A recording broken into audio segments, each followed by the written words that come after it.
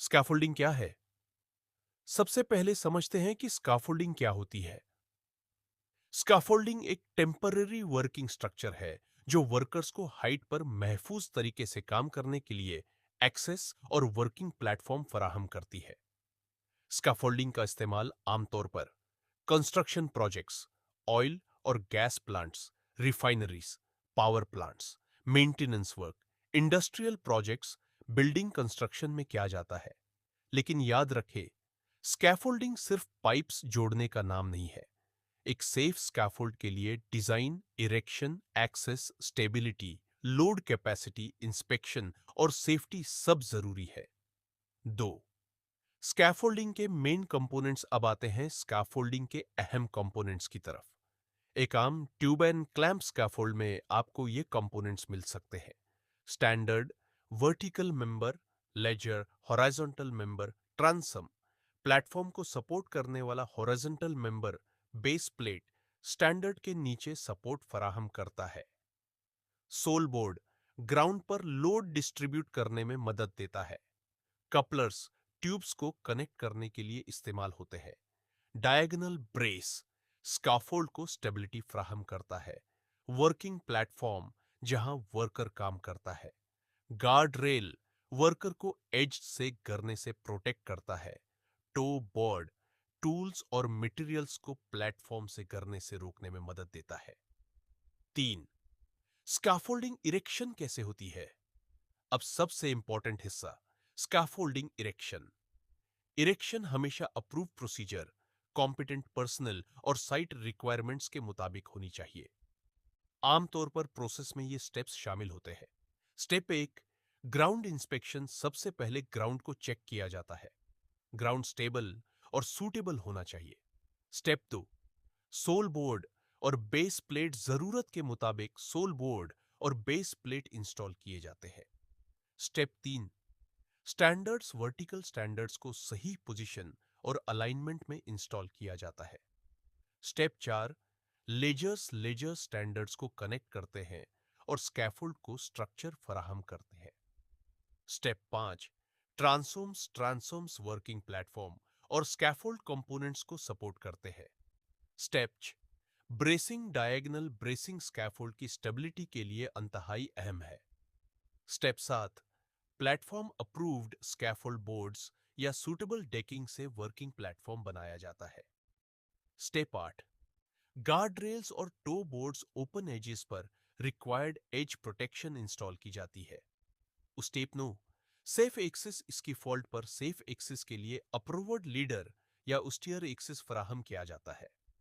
4, उसकी folding load capacity. एक बहुत अहम सवाल, स्काफोल्ड कितना लोड उठा सकता है? उसका एक यूनिवर्सल नंबर नहीं है। लोड कैपेसिटी स्कैफोल्ड के design, dimensions, span, components, bracing, platform arrangement, material condition, ties, intended use और एप्लीकेबल स्टैंडर्ड के मुताबिक डिटरमाइन होती है। इसलिए कभी भी सिर्फ अंदाजे से ये ना कहीं, ये स्काफोल्ड इतना टोन लोड उठा सकता है। लोड कैपेसिटी हमेशा अप्रूव्ड डिजाइन या कॉम्पिटेंट पर्सन की असेसमेंट के मुताबिक होनी चाहिए।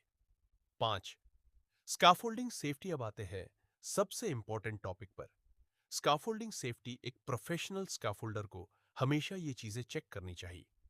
1, स्काफोल्ड स्टेबल है या नहीं। 2, बेस सही है या नहीं। 3, स्टैंडर्ड्स और लीजर्स प्रॉपरली कनेक्टेड हैं या नहीं। 4, ब्रेसिंग मौजूद और सही है या नहीं। 5, प्लेटफॉर्म प्रॉपरली इंस्टॉल्ड है या नहीं। 6, गार्ड रेल्स और टो बोर्ड्स मौजूद हैं या नहीं। 7, सेफ एक्सेस अवेलेबल है या नहीं। 8, इसके फोल्ड ओवरलॉड तो नहीं। 9, डैमेज कंपोनेंट्स इस्तेमाल तो नहीं हो रहे। 10, इसकी फोल्ड इंस्पेक्शन स्टेटस विल्ड है या नहीं। 6, इसकी फोल्ड इंस्पेक्शन इसकी फोल्ड इरिक्शन के बाद उसे कंपटेंट पर्सन के जरिए इंस्पेक्ट किया जाना चाहिए और साइट प्रोसीजर के मुताबिक इंस्पेक्शन दोबारा भी रिक्वायर्ड हो सकती है। इंस्पेक्शन में खास तौर पर चेक करें base condition, standards, ledgers, bracing, couplers, platform, guard rails, toe boards, access, ties, overall stability, unauthorised modifications. अगर स्कैफोल्ड अनसेफ हो तो उसे इस्तेमाल नहीं करना चाहिए। सेफ्टी हमेशा प्रोडक्शन से पहले आती है। सातवां, स्कैफोल्डिंग टैग्स।